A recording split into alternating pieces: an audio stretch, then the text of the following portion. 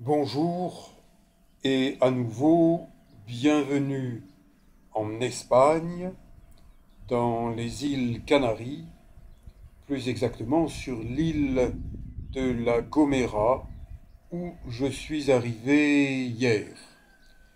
Et après avoir passé une bonne nuit fraîche, je me suis levé à 7 heures pour aller voir les petits poissons, savoir s'ils dorment encore ou s'ils sont déjà en train de prendre leur petit déjeuner.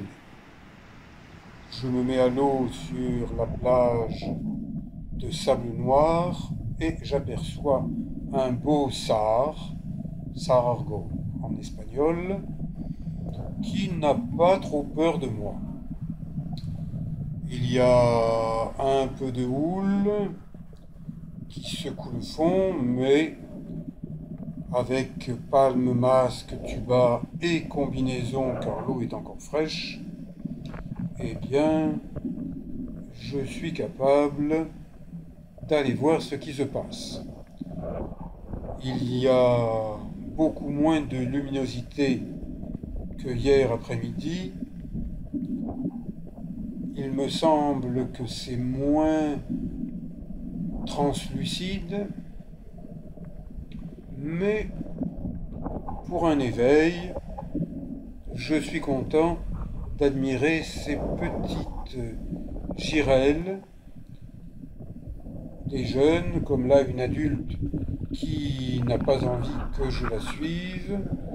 Donc eh bien, je préfère tourner ma caméra vers les juvéniles, mais les juvéniles, ça part de tous les côtés à toute allure. Attention, je suis près des rochers, des récifs, et une vague pourrait bien me projeter sur eux.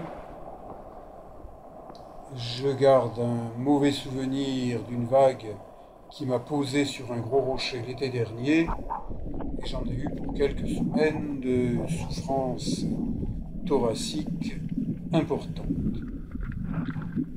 Là, un perroquet multicolore, on l'appelle un vierro, un vieux. Et moi, eh bien, dans quelques jours, j'aurai 72 ans. Une petite sèche et deux poissons allongés, poisson trompette ou poisson aiguille. Allez, je fais un canard pour m'approcher de la sèche, qui semble ne pas du tout être contente de me voir si près, et elle me regarde bien droit dans les yeux, puis elle met le turbot et disparaît. Je poursuis gentiment ce poisson aiguille trompette. Regardez son nez, on dirait une trompette. Elle disparaît sous un rocher. Et je regarde la montagne.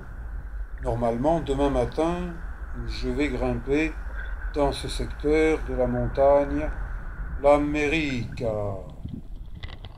C'est pas celle de Joe Dassin. Encore un poisson trompette.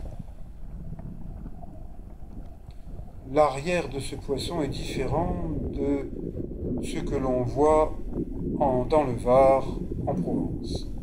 À nouveau, un banc de petites girelles, quelques poissons perroquets. Prendre son petit déjeuner avec une mer qui bouge, ça n'est pas si facile.